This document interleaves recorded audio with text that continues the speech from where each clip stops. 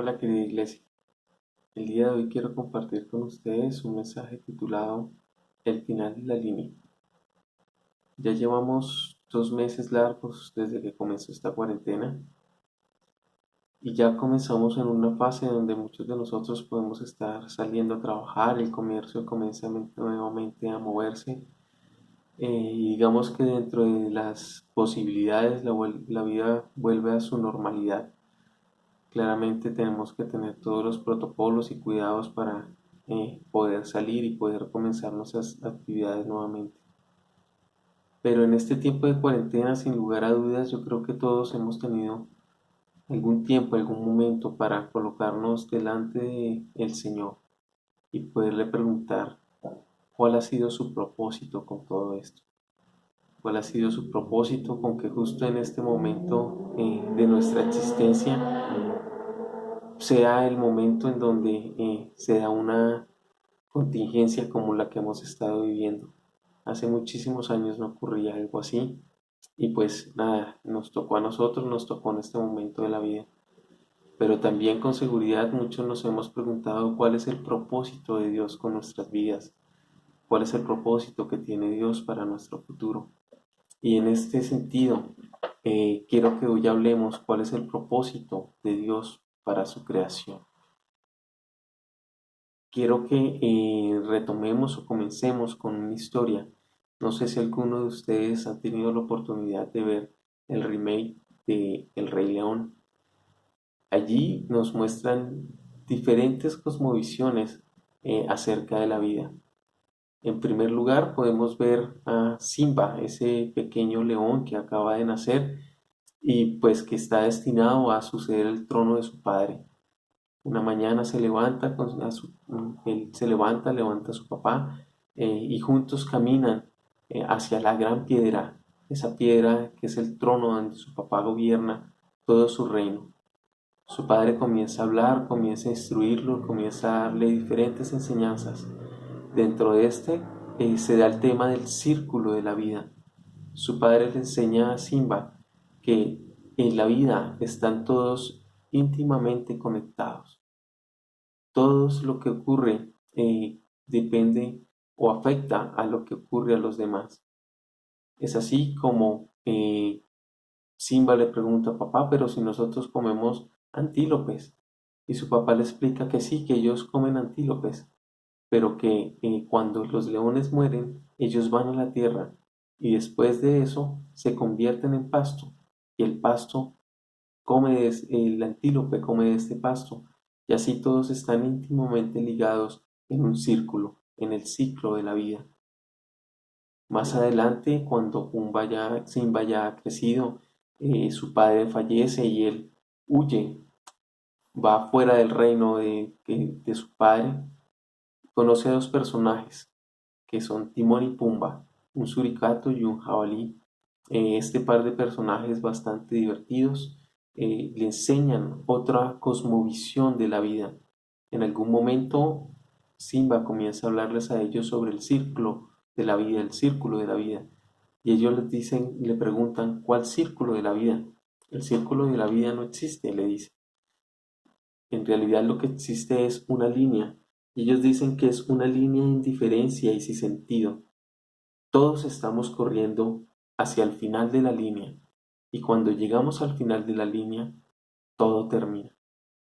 Finaliza y no hay nada más.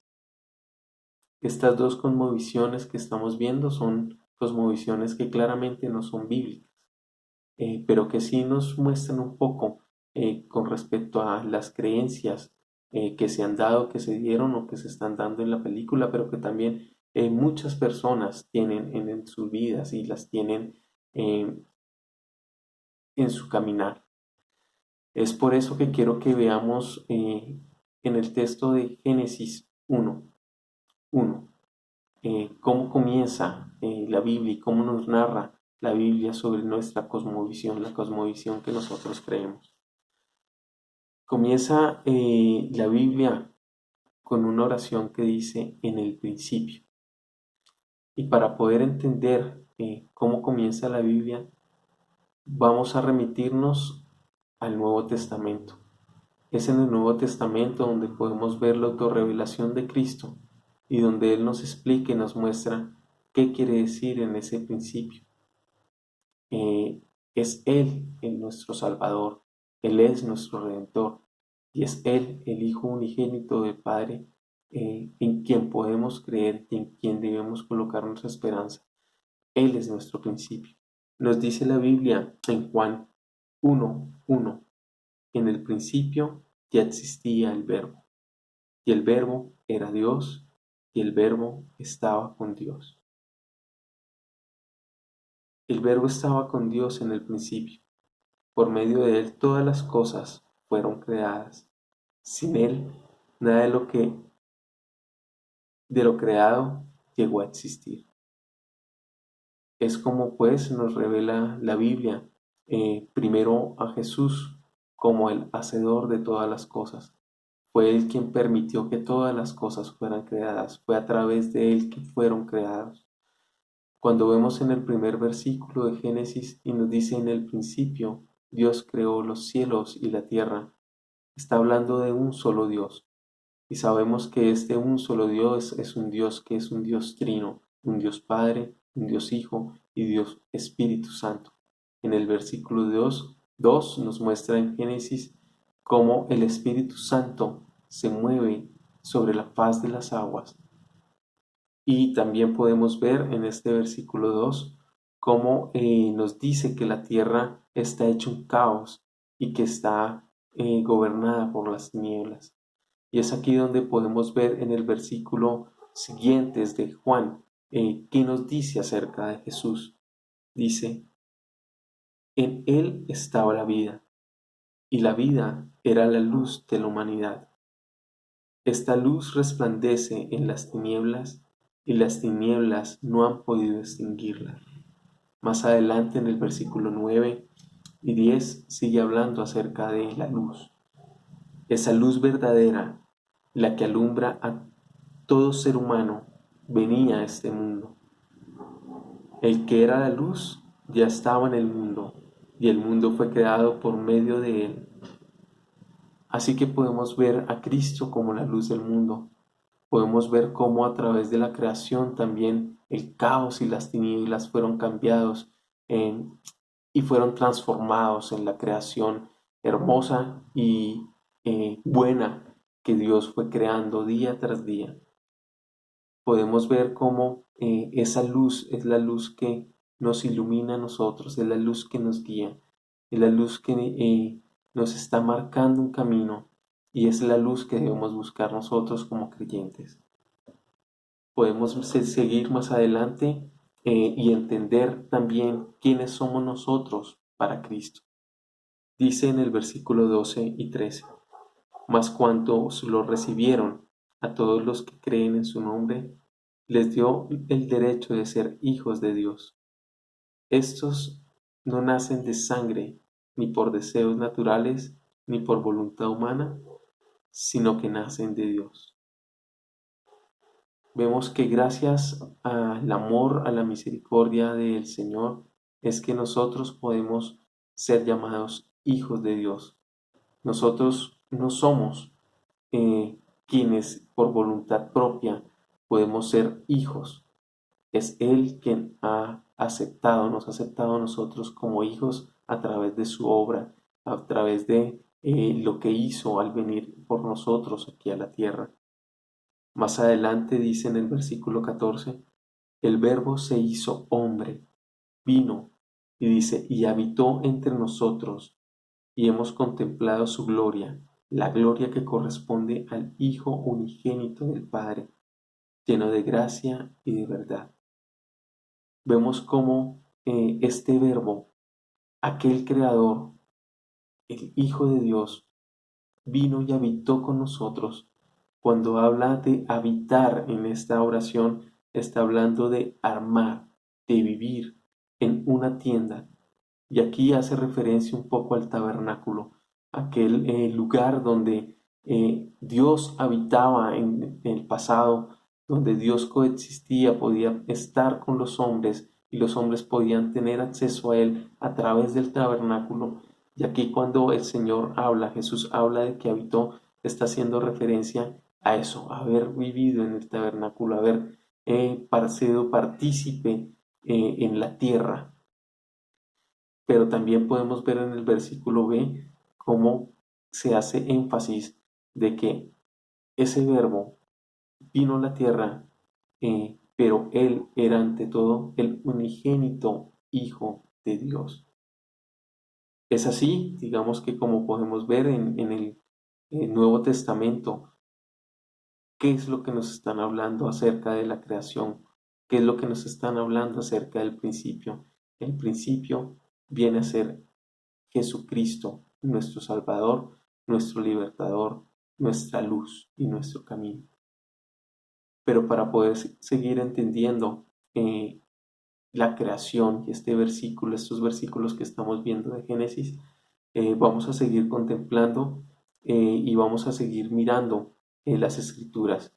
Y vamos a hacer ahora un alto y vamos a ir hacia el Éxodo. Sabemos que las Escrituras, estos primeros 5 libros de la Biblia, tradicionalmente se dice que fueron escritos por Moisés. Y vamos a mirar esta historia de la creación, estos primeros versículos que estamos leyendo a través de el Génesis. ¿Y por qué el Génesis? Vamos a entender que fue pues Moisés quien lo escribió y la forma como se escribió, las palabras que se usaron, tienen una razón de ser y tienen una causalidad dentro de lo que está ocurriendo en el contexto de la Biblia. El Éxodo nos habla acerca de la experiencia de Israel con Yahvé. Yahvé, que quiere decir yo soy el que soy. En Éxodo,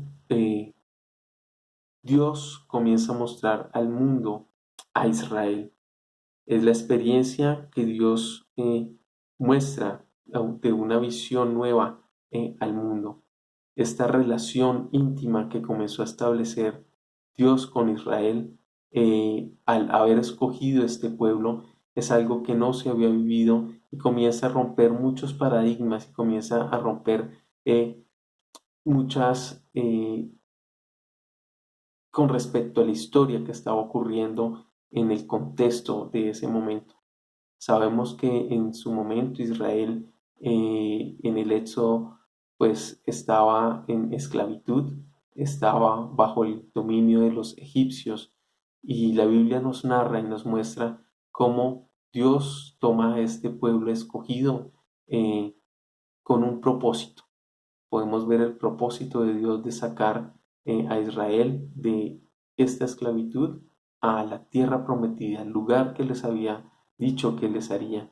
Y podemos ver una relación íntima del Señor, una relación que se marca porque primero que todo, pues los saca de esclavitud. También podemos ver cómo el Señor los guarda de sus enemigos. Además de eso, en el camino vemos cómo les da sustento y les da alimento, les da bebida y Él guarda a su pueblo. Vemos cómo Dios guió a su pueblo a través de una columna de fuego que les iba marcando el camino. Esa misma columna de fuego podríamos verla en Jesús como la luz. Y en este momento, en estos versículos, vemos cómo Dios mismo es la luz que va guiando a su pueblo al lugar hacia donde los quiere dirigir. Además de esto, Dios le dio unas normas de comportamiento y esto era algo que comenzaba a diferenciarlos completamente de todo lo que estaba, de todas las naciones que vivían alrededor de ellos. Y adicionalmente nos muestra que Dios habitó con ellos. Fue el mismo Dios quien le explicó claramente a Moisés cómo debía hacer el tabernáculo. Y es allí en el tabernáculo donde nosotros podemos comenzar a ver ese paralelo del génesis de la creación con el tabernáculo. Es Dios quien comienza a instruir a Moisés, es Dios quien le comienza a decir cómo debe comenzar a armar el tabernáculo. El tabernáculo era ese lugar donde Dios iba y ellos podían estar en una relación íntima con el Padre, un lugar santísimo, un lugar donde ellos podían estar en la presencia del Señor, y el Señor estaba con ellos. En el tabernáculo podemos ver diferentes imágenes que hacen referencia un poco al Edén. Podemos ver los ríos, podemos ver la naturaleza, podemos ver el candelabro de 7 brazos. Este candelabro también lo podemos ver en referencia al árbol de almendro de 7 brazos con flores que es hablado en la creación. Hay una parte de la Biblia de la creación que habla sobre toda la tierra de Ávila donde hay oro. Podemos ver que aquí también se está reflejando algo con respecto a los muebles de oro y las piedras que se usaban en el tabernáculo. Entonces vemos cómo a partir de esa ordenanza que le comenzó a dar Dios a Moisés, él comenzó a construir el tabernáculo, pero a su vez en el momento en el que estaba narrando y estaba comenzando a escribir también la creación, él va haciendo un paralelo y va haciendo un escrito en donde comienza a mostrar la naturaleza y la voluntad del Señor.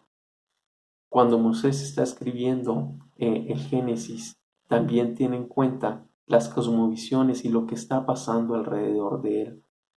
Podemos ver cómo muchos de los pueblos que vivían alrededor de Israel o que estaban alrededor de Israel o los mismos egipcios tenían creencias muy similares a la cosmovisión que estábamos viendo de Silva. Ellos comenzaron a darse cuenta que la vida era un ciclo. Llegaba el día, la noche, comenzaban a ver los ciclos también que tenían que ver con las estaciones. Habían ciclos de fecundidad. Entonces ellos comenzaban a ver la vida como un ciclo sin fin, pero también un ciclo que no los llevaba a ninguna parte, no iban a ningún lugar. Otra de las cosas que podemos ver es también que dentro de las cosmovisiones, los pueblos que vivían alrededor de los israelitas eran pueblos que creían en muchos dioses, eran